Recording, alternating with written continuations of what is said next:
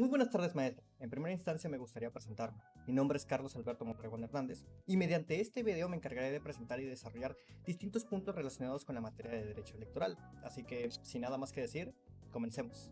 En primera instancia, el primer punto que vamos a desarrollar es el concepto del derecho electoral, lo cual de hecho es muy interesante ya que, gracias a lo que pude investigar, el derecho electoral es una rama del derecho público que se ocupa de regular todo lo relativo a los procesos electorales.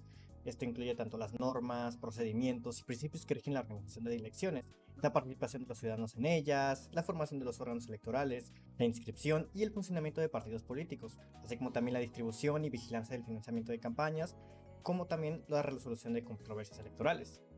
La finalidad principal del derecho electoral es básicamente garantizar que los procesos electorales sean justos, transparentes, democráticos y se aseguren de respetar los derechos políticos de los ciudadanos. Entre estos derechos se incluyen el derecho propio a votar, la igualdad en la contienda electoral, entre otros.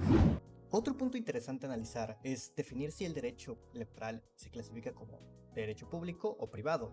Y esto es una pregunta muy interesante, pero realmente el derecho electoral se clasifica dentro del derecho público. Esto debido a que principalmente se encarga de regular la relación que se produce entre los ciudadanos y el Estado, particularmente en lo que concierne a la participación política y los procesos electorales. Como forma parte del derecho público, el derecho electoral establece reglas mediante las cuales se organiza el poder político y se asegura que el proceso de elección de representantes y gobernantes, como lo mencioné con anterioridad, se realice conforme a los principios de igualdad, transparencia y legalidad. Antecedentes en México. El desarrollo del derecho electoral en México ha sido un proceso largo y complejo, marcado por la evolución política del país.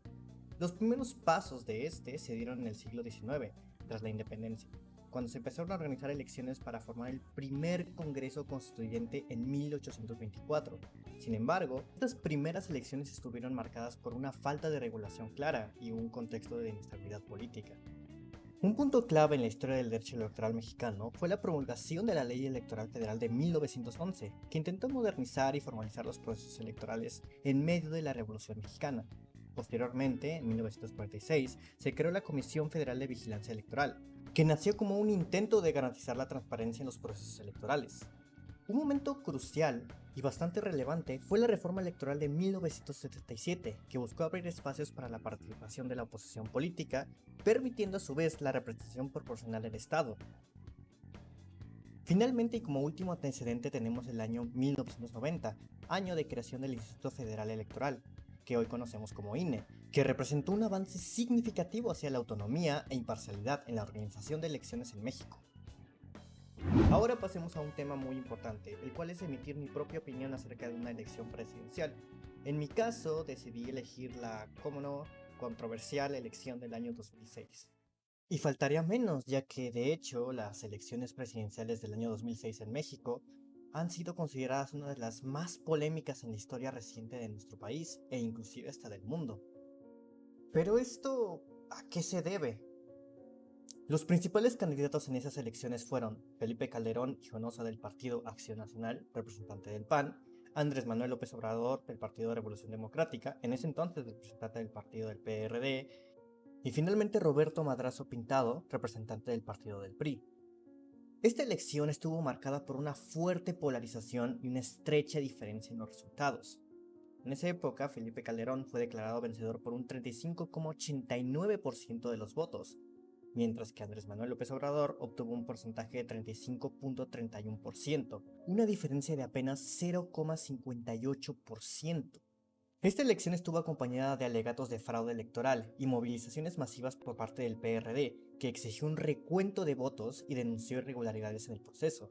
A pesar de todas estas controversias y que inclusive por la mayor parte del proceso de votación se veía una clara victoria por parte de Andrés Manuel López Obrador, de un momento a otro se vio una modificación muy abrupta en el número de los votos para finalizar con los resultados que anteriormente ya mencioné. Y a pesar de todas las controversias y acusaciones, el Tribunal Electoral del Poder Judicial de la Federación validó la elección y Calderón asumió la presidencia. Esto honestamente fue algo horrible, y este acontecimiento nos demostró a todos la enorme importancia en la transparencia y la confianza que deben de existir en los procesos electorales, así como la necesidad de fortalecer a las instituciones encargadas de su supervisión. Ya para finalizar, daré mi conclusión personal acerca de la verdadera importancia del derecho electoral mexicano. Y como ya mencioné con anterioridad, el derecho electoral es esencial para que nuestra democracia funcione correctamente. A través de su aplicación se garantiza que las elecciones sean justas, transparentes y legítimas, lo cual es clave para que la gente confíe en las instituciones y acepte los resultados. En un país como México, con una historia de divisiones políticas, el derecho electoral es un pilar fundamental para mantener la estabilidad, permitir la participación de todos por igual y asegurar que el poder realmente venga de la voluntad del pueblo. Y pues eso ha sido todo.